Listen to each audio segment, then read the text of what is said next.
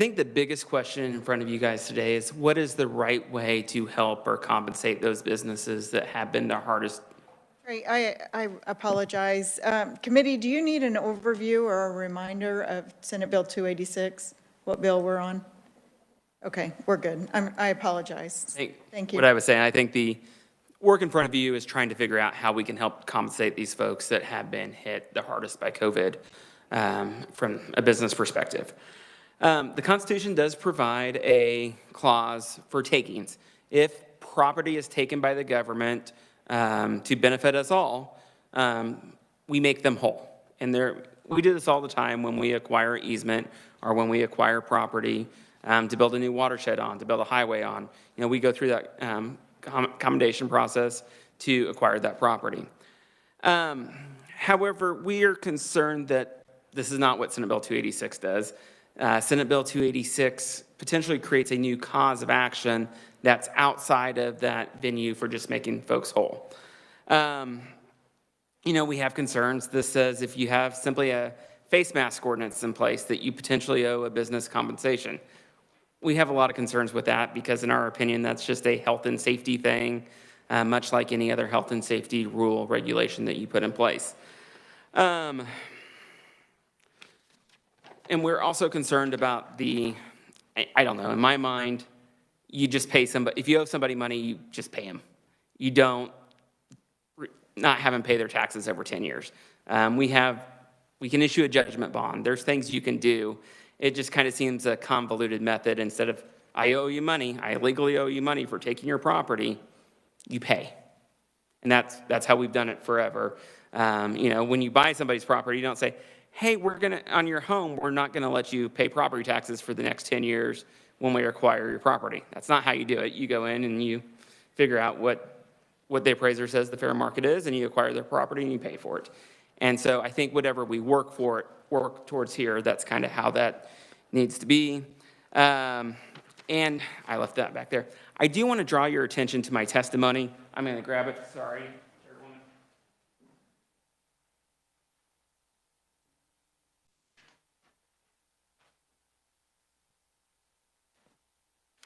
The other hard thing about this bill is what the impact of the bill is. So we've talked a lot about South Dakota and how great things are in South Dakota. Well, if you look at restaurant and hospitality spending in South Dakota, it went down more than when it went down in Kansas, where they did not have regulations in place like we do. So what we do know about COVID, what we know about happens, especially if you look at the highest earning zip code, those people stayed home. And it wasn't because of government mandates, it's because they were worried about their own health. So this is not just simply a place where we can look at last year's sales and figure out what we owe someplace, because people voted with their feet and people did not go out. And it wasn't because of health code or wasn't because regulations were in place, obviously stay at home, but at other points they stayed because they were worried about their own safety. I will take you to sometime in November when COVID was at its highest. I went to Johnny's Tavern here in Topeka. If you've been there, huge restaurant. I went at 6 p.m. on a Saturday night when they should be busy. There were only 6 tables occupied in the entire building. They could be open till 9. They had plenty more space that people could be socially distanced. But there were only 6 tables open because folks stayed at home because they were worried about their own safety. So I think somehow we need to work through that process as we figure out what this bill should look like. I'll stand for any questions. Thank you, Trey. Committee questions? Senator Baumgardner. Thank you, Madam Chair, and thank you for your testimony today.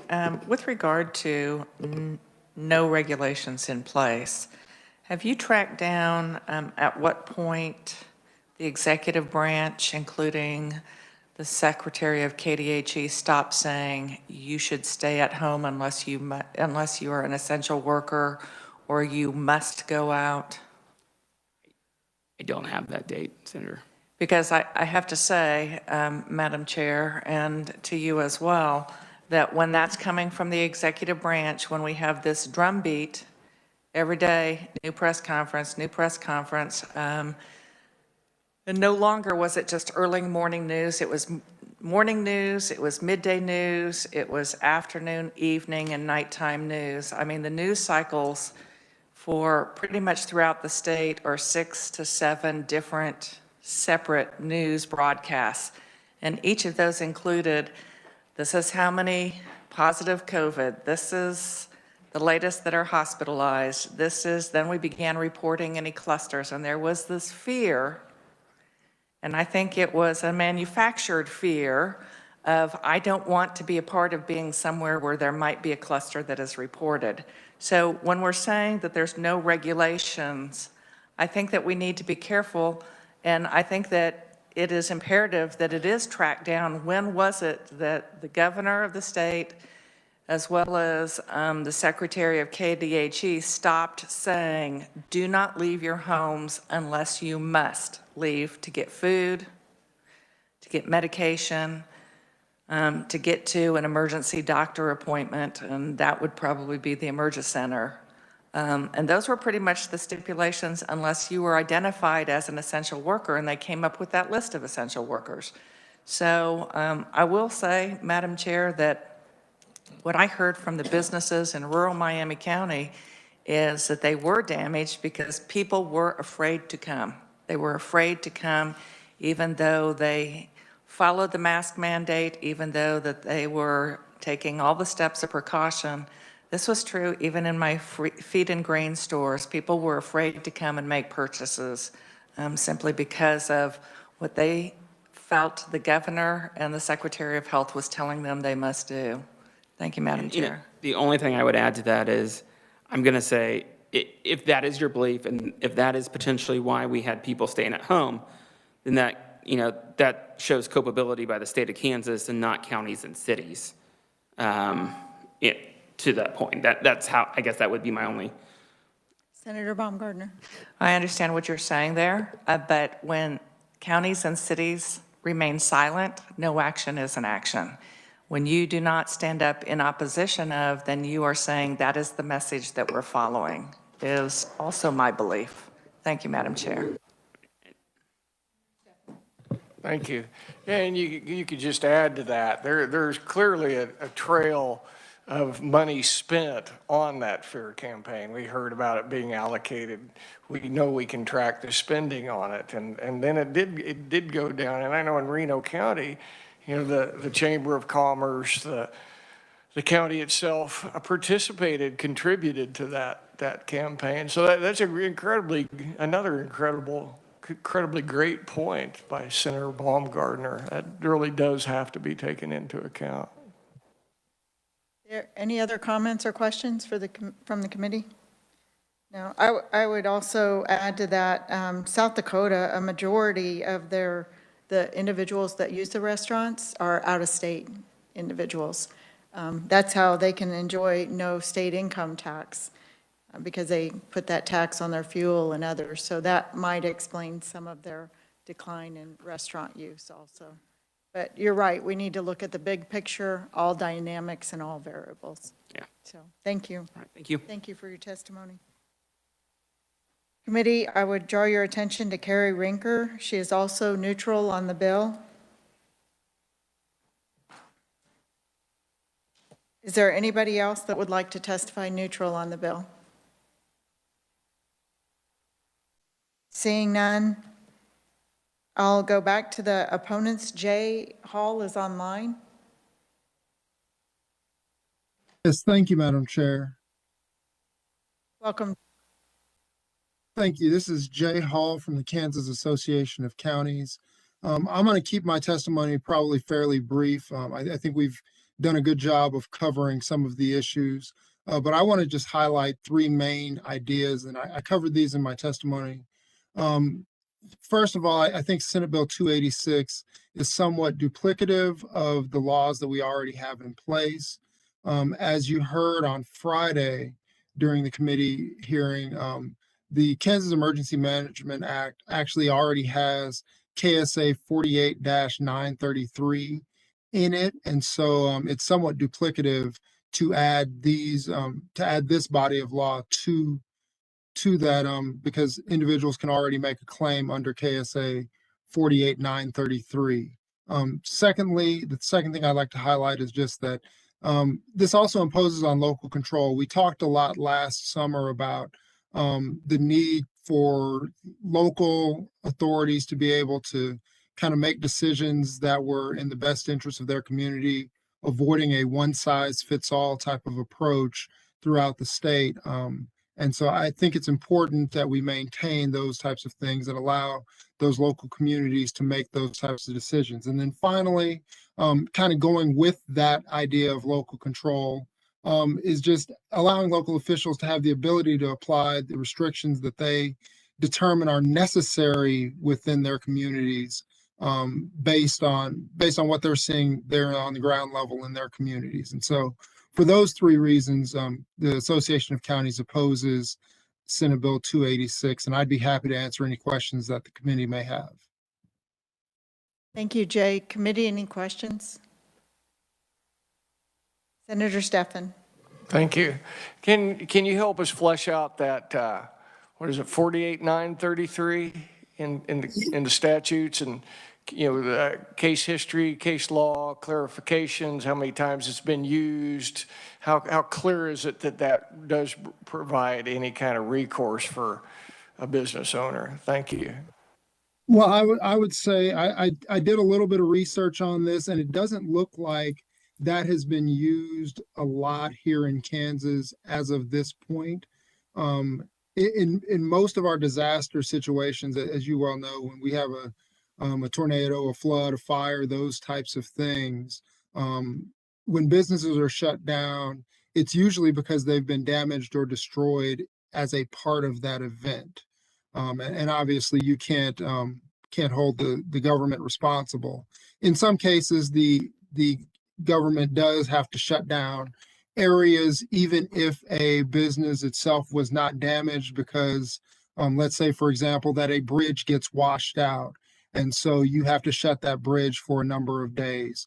But we have not seen claims made on the basis of 48933 on that basis, because I think it's logically understood by a lot of individuals that the bridge is not being shut in order to harm business. It's rather being shut because public safety is at issue by having that bridge washed out from a flood, or having a road or an area damaged by tornadoes to where it's really not safe to be in that area. And so I think that's where 48933, we haven't seen it used a lot here in the state of Kansas, and I certainly don't see a lot of history as far as court filings in that.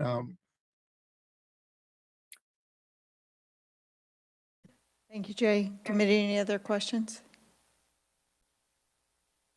Seeing none, thank you, Jay. Oh, and Senator Tyson, I apologize. I realized that Senator Baumgartner had asked a question on Friday about reimbursing tuition.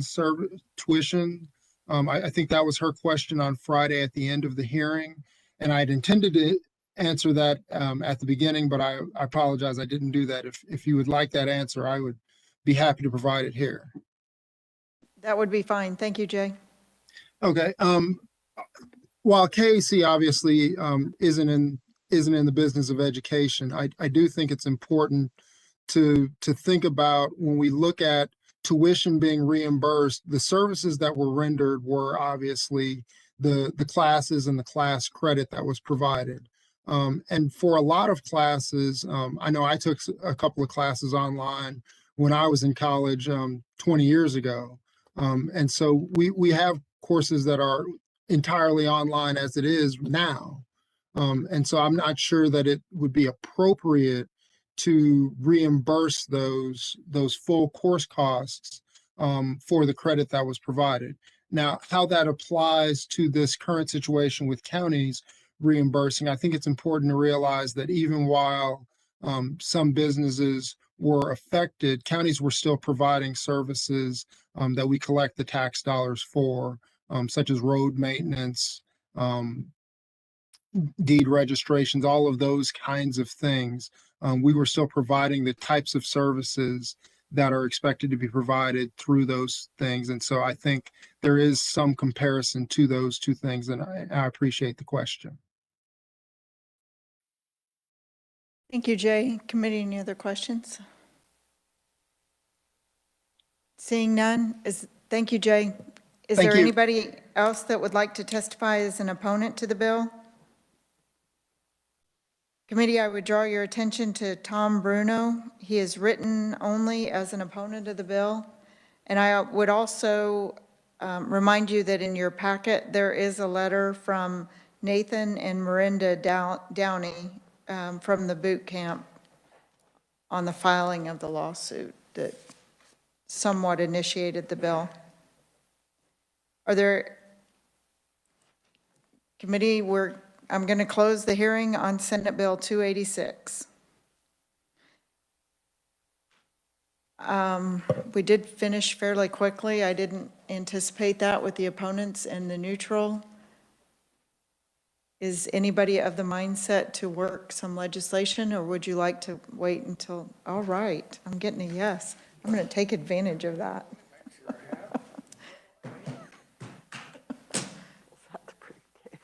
Committee, we do have several bills that I'd like to take a look at. And one of them is a House bill. I know Senator Alley wanted to be here when we worked this. Do you know if Senator Alley's going to make it back? I don't know. Well, committee, I'm going to kick off the conversation on Senate Bill 277. Amelia, would you give us an overview of Senate Bill 277? We may not be able to finish this today, but I would like to start talking about it enough to, if we have, I know we'll have a couple of amendments, but what those amendments are. We will wait.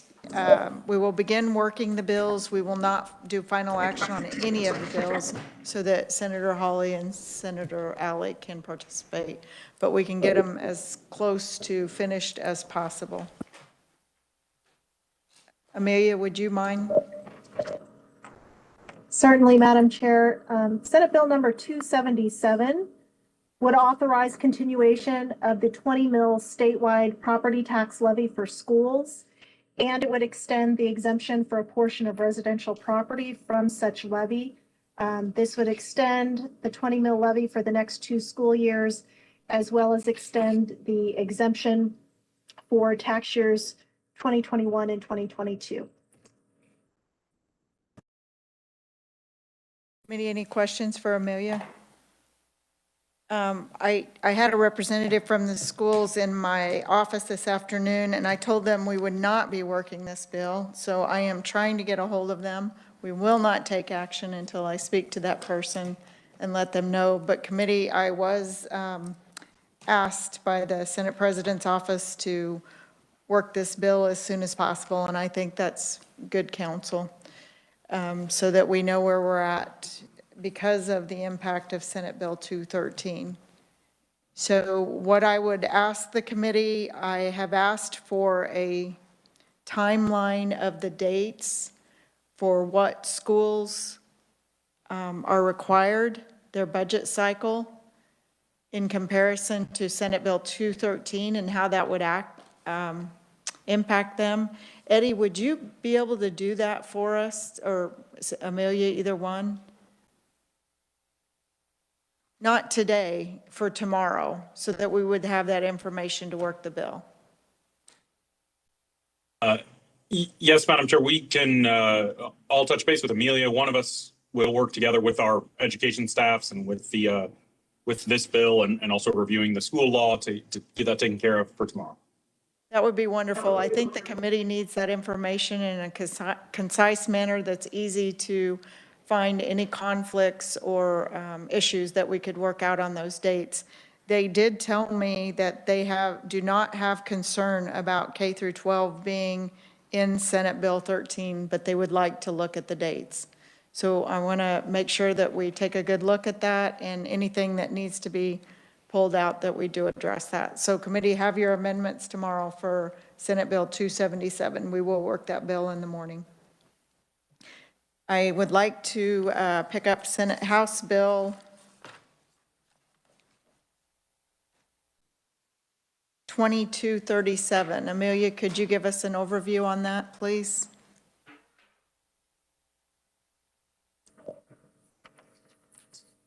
Madam Chair, members of the committee, House Bill number 2237 would extend the eligible time period for the Rural Opportunity Zone Student Loan Repayment Program and the income tax credit. It would extend those two, the programs for an additional 2 years. And this bill passed the House on February 24th on a vote of 107 to 16. Thank you. Committee, what are your wishes on the bill? Senator Alley? Thank you, Madam Chair. I have an amendment. Conceptual amendment, or do you have one I to have hand the out? amendment. Oh, wonderful. You would-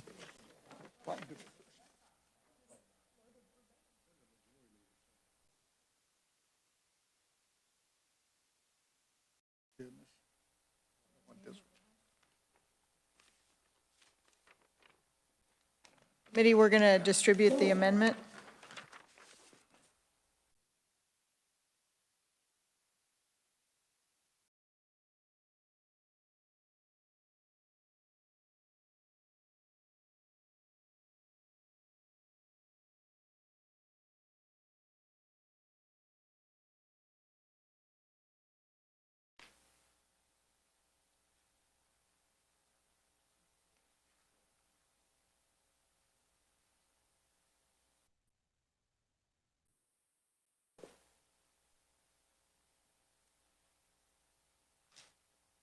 Senator Alley, would you like to explain your amendment? Yes, I will, and if I get in trouble, I will ask Amelia to help me with that. Thank you. This amendment goes to define the rural property zone not based on who got their name on the list, but based on population. And so we did see that some of the counties were just a little bit over in population. Some of them were just under, and if they were to grow, they might grow out of that. And so what we did is, as you see the first bullet there, defining the rural opportunity zone on the basis of population, and then renumbering the sections accordingly. But the population-based was 40,000. And if you look on the back page, under item B, it said rural opportunity zone means, and instead of the counties that are listed there, we struck the counties and put a county with population of 40,000 or less. We did research this and found out that no county that is in the rural opportunity zone today will be kicked out of the rural opportunity zone, so everybody is in there. It does add 2 or 3 counties. I think there is like 11 counties that are not included in that rural opportunity zone. Committee, any questions? Seeing none, you may move your amendment. Madam Chair, I move my amendment. I move that we move it out favorably. I'm thinking I'm sorry. Any there's a motion on the amendment, so Senator Alley, is there a second on the motion? Senator Kirshen. It's been moved by Senator Alley, seconded by Senator Kirshen. Discussion on the motion. Senator Baumgardner.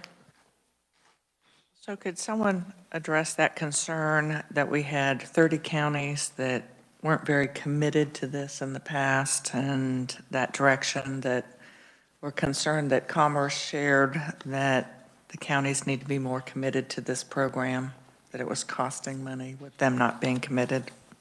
Senator Alley. Thank you, Madam Chair. We did visit with Commerce on that. They wanted an amendment on there to say $10,000 annually. If you get that on there right now, I think that you're going to be, counties will be pulling off even in greater numbers. So right now, we'd like to fix the county portion, who's included, and then there will be another bill next year that will fix that issue and have some skin in the game. Thank you very much, Madam Chair. Thank you. Thank you. Senator Clays. Thank you, Madam Chair. Not objecting to the amendment, but just some historical perspective here. I don't recall if it was 15 or 16 when the budget, this is funded through EDIF, in case you're not familiar, that the budget actually eliminated a couple of programs in commerce to double the amount of money that was put in the Rural Opportunity Zone program, none of which those dollars were used. It tends not to have very much buy-in across the state, which would make me question the value of the program overall. But I don't mind going along with this because I doubt the counties that get added in will even end up using it. Thank you, Madam Chair. Thank you, Senator. Committee, any other discussion on the amendment? Senator Baumgardner.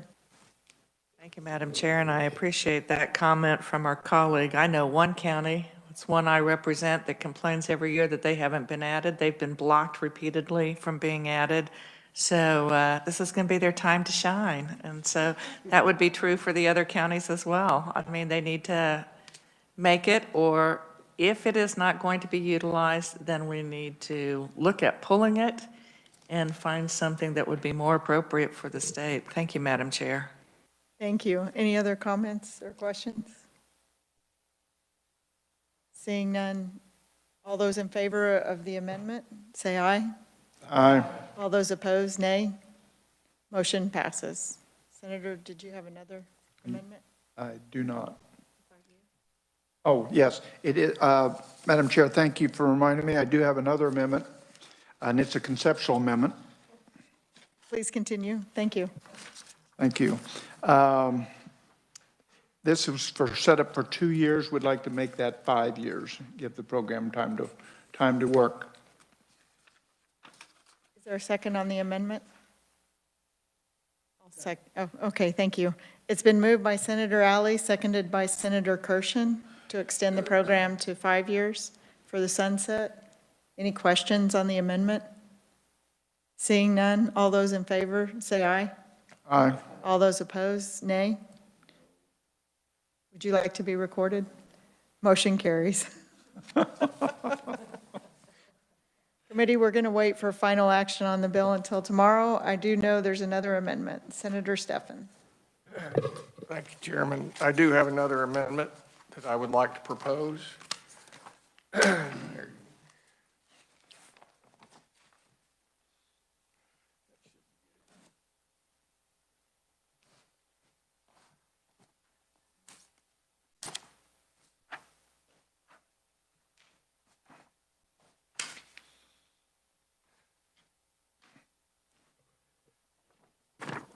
Would you like to explain your amendment?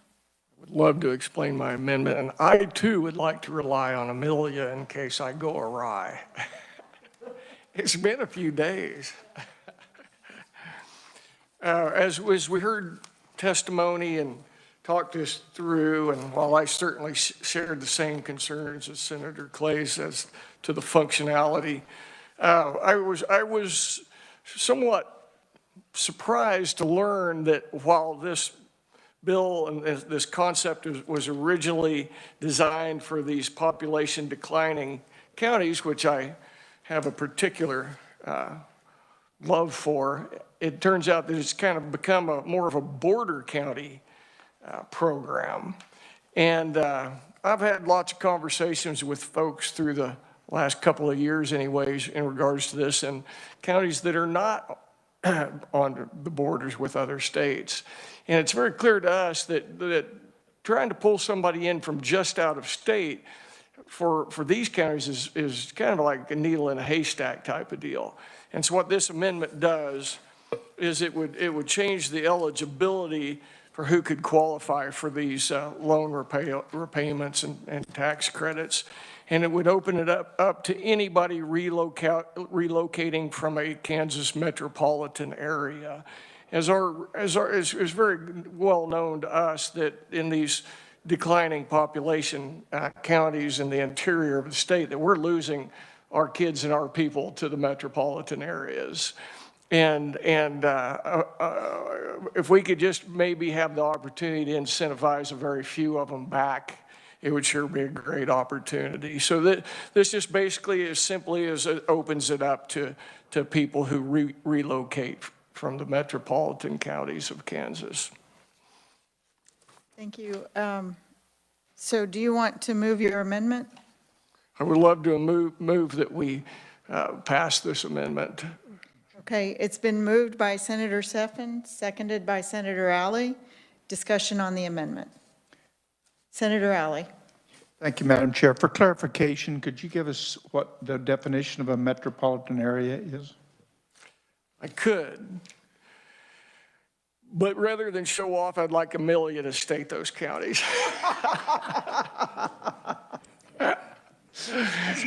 Amelia, thank you. Certainly, Madam Chair, and members of the committee. If you are looking at the balloon on page 2, there's the language of the balloon is a metropolitan county as defined in KSA 745211. And if we look at that statute, metropolitan county means the county of Douglas, Johnson, Leavenworth, Sedgwick, Shawnee, or Wyandotte.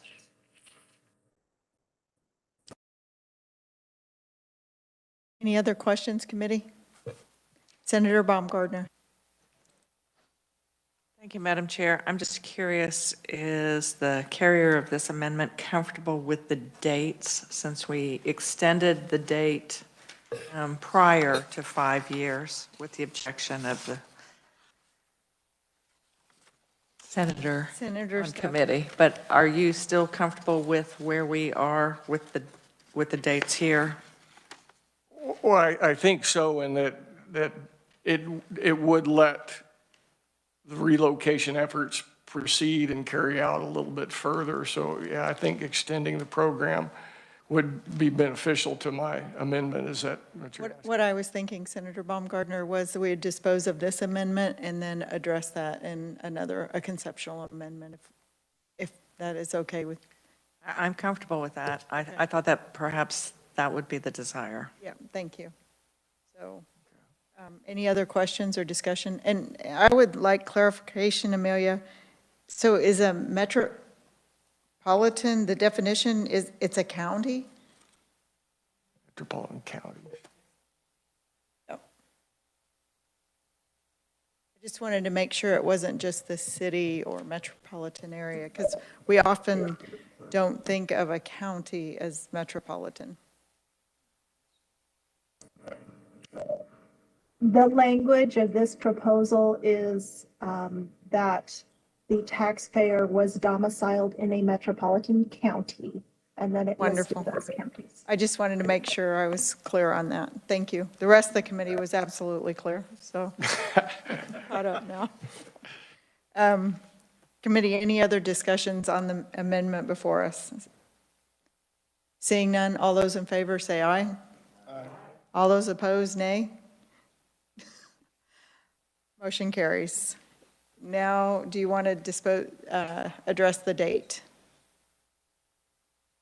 Senator Steffen?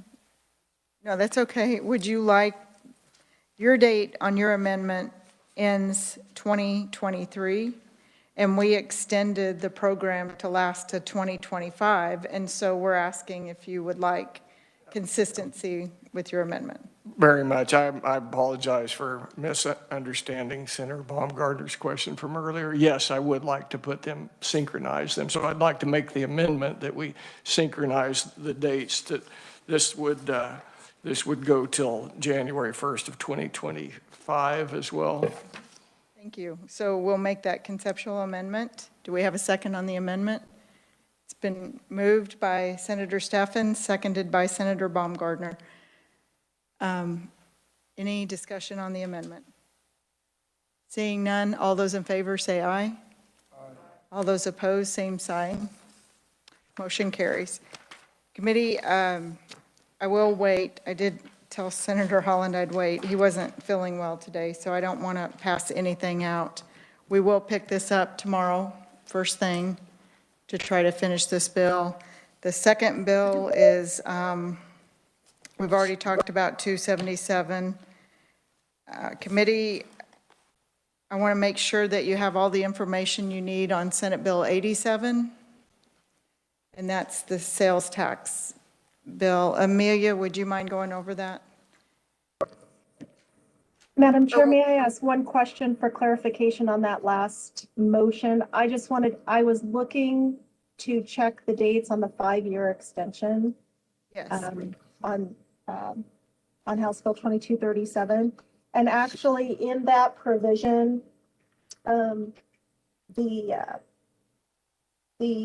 date would actually be prior to January 1 of 2026 for a 5-year extension.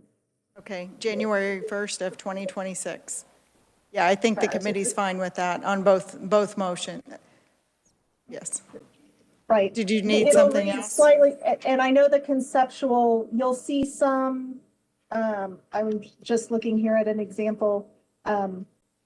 Depending on whether it went through or prior to or after, you'll see some dates of January 1, 2027 and January 1, 2026, depending on which provision we're looking at. I just want you all to be aware, but it will just be 5 years when we make that change. Okay, is the committee clear on that, and they're all okay with it? Any questions? Okay, seeing none, thank you, Amelia, for the clarification. We're good. Committee, I'm not going to work any other bills today or do any other action, but I'm going to give you a list. We are going to work on 277, 87. I need to double check the schedule and make sure that we have a hearing scheduled for 233. It's the sales tax, paying actual sales tax amendment. I will schedule a hearing on that and plan on working that bill. And then committee, we're going to play build a bill instead of build a bear on some of the House bills. So we will be working those. Do you have any questions or any business to be brought before us? Seeing none, committee, I'm sorry, Senator Cluse. I did that It's fine. earlier too. No, it's not, Senator Clays. Just a quick note that 87 might be in your previous packet that they sent to our offices. Oh, that's right. So we'll need to make sure that you get that. Thank you, Senator Clays. You can tell this isn't his first rodeo. And so committee, if you have any questions, just let me know, or Michael, and we'll try to make sure that you have all the information you need in order to work these bills and get some good legislation. Any other business to be brought before the committee? Seeing none, thank you guys. We're adjourned.